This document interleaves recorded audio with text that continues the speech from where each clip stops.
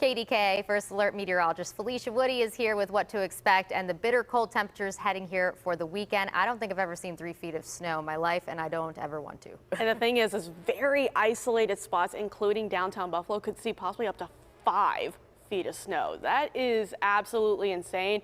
Kind of makes us think maybe we're okay here in Pittsburgh. I know it's really cold, and yes, this is very early to see temperatures this cold, but it's not unusual to see snow this time of year. So for right now, that lake effect is turning up quite a bit of snow as you look more up towards the north. So around the I-80 corridor, you might have some issues with the snow, especially if you get a quick burst of it. But look at all that lake effect. It's just a train of it going across upstate New York, and even places like Oswego are expected to see feet of snow as well. So it's not just Buffalo. So here in PA, it's not too bad. Yes, it's cold. It's 34 degrees and we're seeing some light snowfall, so at least it's pretty. It's not going to cause any kind of travel issues for most of our region. We're going to continue to see just the light snow falling with light accumulations for the rest of the day. So here we go with Futurecast. It's not really picking up on the snow for some reason, but this is what I'm agreeing with for tomorrow. Scattered light snow showers throughout the entire afternoon on Friday, but it should wrap up by Friday night, and then Saturday, maybe areas to the north, especially as you are closer to the lake, that lake effect is still going to be going on, but for the rest of us, we're actually going to see sunshine. So just a slight dusting or maybe a coating for most of the region through tomorrow, and then areas up to the north you could see in total about 1 to 3 inches, but of course that feet of snow is all the way up towards Buffalo. But keep that in mind if you were going to be traveling along I-90 or anything like that in the coming days. That lake effect event is going to continue through Sunday there.